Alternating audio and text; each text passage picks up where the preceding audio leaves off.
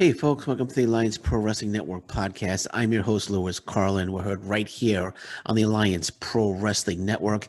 And if you haven't already subscribed to our channel, please consider hitting that subscribe button. It would make me a very, very happy person. We have lots of great content on our YouTube channel and lots of great content on the way.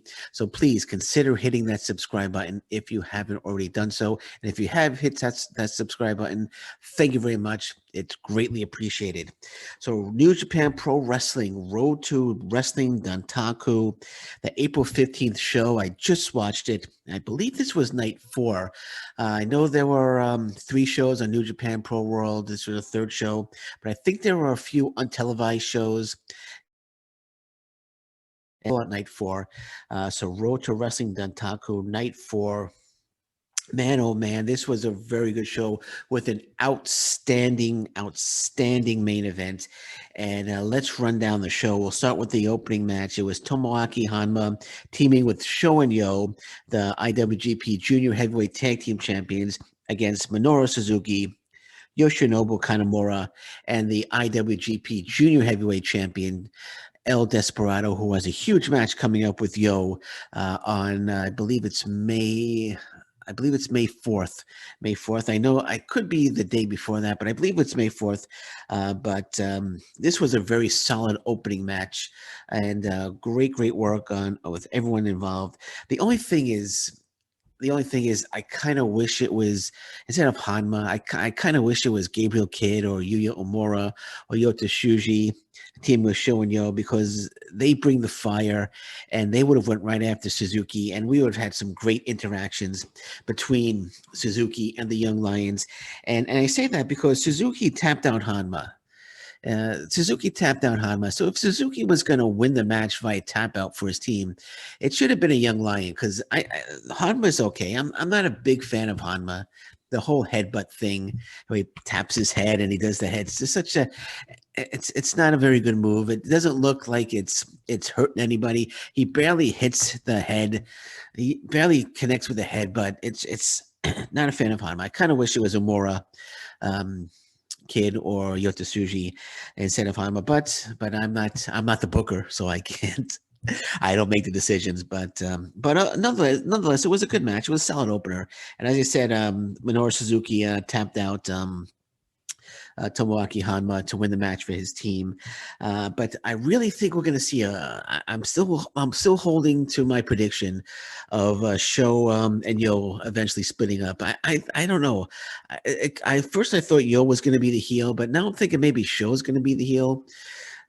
Maybe Sho is going to be upset that Yo is getting the title shot and not him against El Desperado. But there's a split coming. There's a split coming between the two, and I'm holding that prediction. I'm not changing my mind. I believe there's going to be a split between the two. I know they have a tag team match. They're defending the IWGP Junior Heavyweight Championships in I think in a week or two against I think it's in 2 weeks against Yoshinobu Kanemaru and El Desperado, the former champions. But I really think there's going to be a split there. I really think there's going to be a split there, and a lot of people share that feeling with me as well.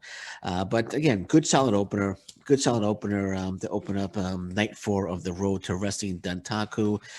Match number 2 was another match. I should say another match. It was a similar match, the same match actually, the same match. Come on, get it out, Lewis. The same match that they've had on the past 2 shows that have been on New Japan World. It was Zack Sabre Jr., Taichi, and Dookie against Tamatanga, Tangaloa, and Jado, and they get the big feud going on between Tamatanga, Tangaloa against Zack Sabre Jr. and Taichi for those tag team belts, and this was a decent match as well. This was a decent match as well. I enjoy. You'd say that if they keep showing the same match over and over again, you're going to get sick of it. But all 3 matches that I've seen have all been different. They haven't had the same ending. I know when the WWE, when they used to run, all over the United States, they would have the same match, and they would have the same match town to town to town, and every match would be basically identical with the same exact finish. But we're not getting that with this match. and I enjoyed it. This was a good, solid match. I love Tama Tonga, Tangaloa, terrific team. Zack Sabre Jr., Tai Chi also. A they're very talented. Dookie was actually shining in the last match. He had a few good spots in this one, but the match ended with a really nice move.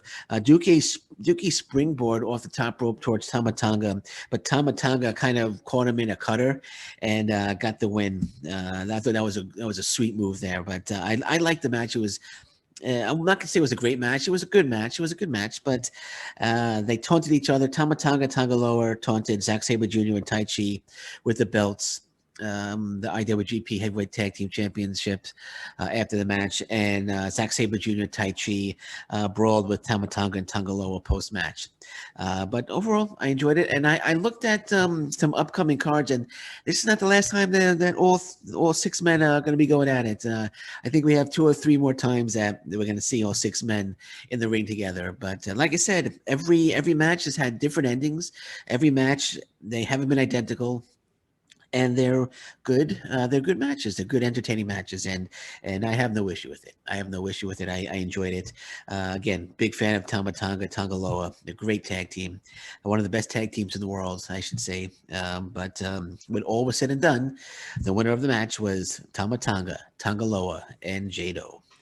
Okay, match 3 was Yoshihashi, Tomohiro Ishii, Hiroki Goto, Toriano, and Hiroshi Tanahashi, taking on Gedo, Taji Ishimori, Yujiro Takahashi, Kenta, and Evil. And this was a really good, exciting match. When you have all this talent in the ring, you have to. It usually transpires into a very exciting match, and that's exactly what we got here. I'm a little confused why, you have Jay White, who's got a huge match for the Never Openweight Championship, that's held by Hiroshi Tanahashi.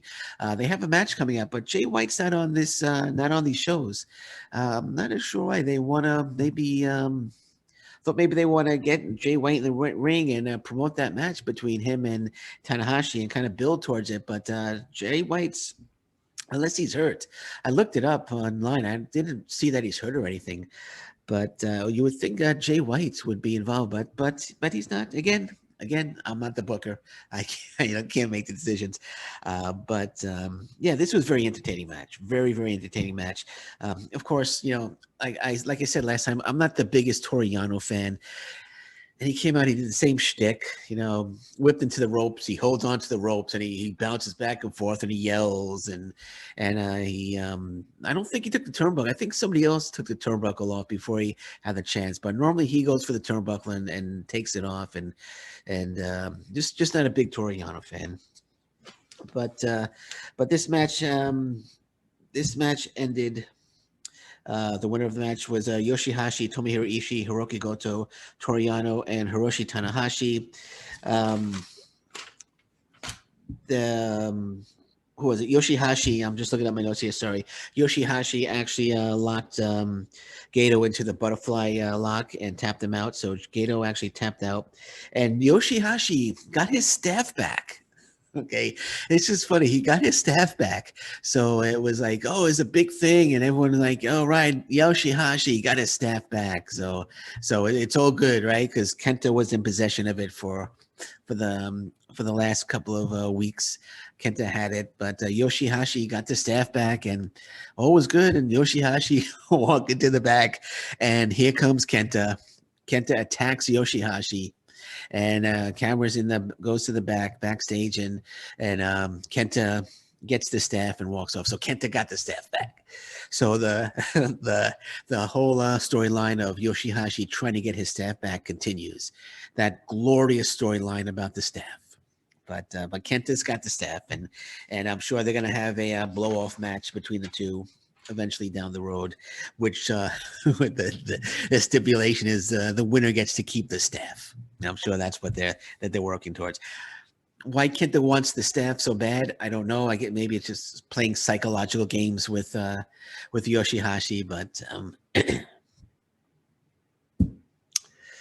it's got the staff back. So the staff storyline continues. Match 4 was a really, really good match as well. Jeff Cobb and the Great Okan going up against Tetsuya Naito and Bushi. Man, I really like Great Okan.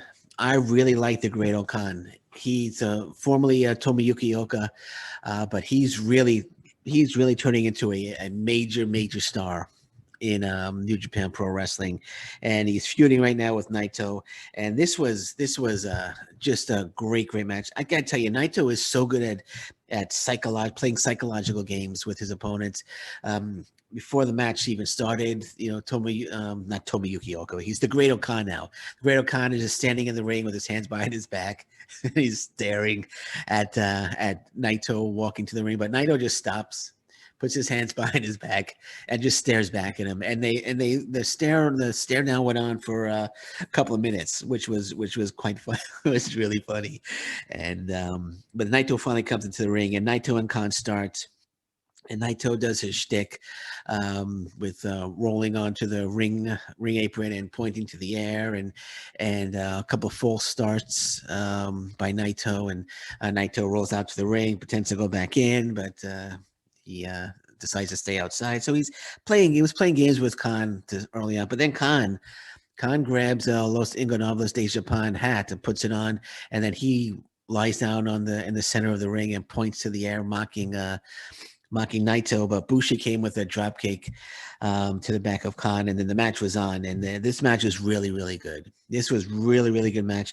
I love Naito using the Khan's ponytail to his advantage by yanking on that ponytail. Great back and forth action between both teams. Jeff Cobb is just so damn powerful. There was one point where Jeff Cobb ran across the ring as Naito was standing on the outside, outside of the ropes on the ring apron, and Cobb runs across the ring and just hits Naito, and Naito goes flying off the ring apron into the barricades, and really hard, man. I was a little concerned. Even Jeff Cobb was walking away. He's looking back like, oh shit, I didn't mean to hit him that hard. I didn't mean to hit him that hard. He actually looked back to make sure Naito was okay, but Naito was thankfully okay. But that was one hell of a knock, one hell of a running shoulder block into Naito. Cobb is so damn powerful, man, so damn powerful. And actually, he won the match for his team by hitting the Tour of the Islands on Bushi. Cobb pins Bushi, and the winner of the match, Jeff Cobb and the Great Okan. But great match, great match. I'm expecting we're going to see Naito against Great Okan down the road as well. I don't think anything is booked yet for that, but I'm sure we're going to see them one-on-one eventually down the road. And then the main event. Oh my goodness, what a freaking phenomenal main event. Man, it was Sanada and Shingo Takagi versus the IWGP heavyweight champion Will Ospreay and his partner Aaron Henare. So it was Los Ingobernables de Japan versus the United Kingdom. And wow, what a main event. What a main event. And even match 4, I should point out, was Los Ingobernables de Japan against United Kingdom. But this main event here, the United Kingdom and LIJ, they are great opponents for each other. Just great opponents. They're having a great feud. Great feud. Let me take a drink of water, sorry. They're having a great feud. Got no water left in here.